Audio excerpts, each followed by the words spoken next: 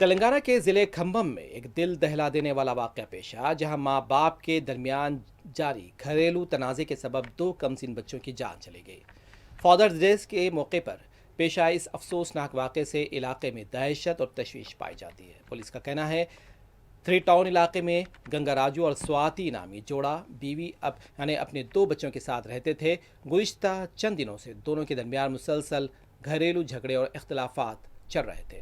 ان حالات سے دل برداشتہ اور مشتعل ہو کر سواتی نے اتوار کی صبح اپنے 2 بیٹوں 7 سالہ ویدک کمار اور 5 سالہ بیٹے کو مبینہ طور پر زہریلی دوا پلا دی۔ بچوں کو زہر پلانے کے بعد سواتی نے بھی وہی زہر پی کر خودکشی کی کوشش کی۔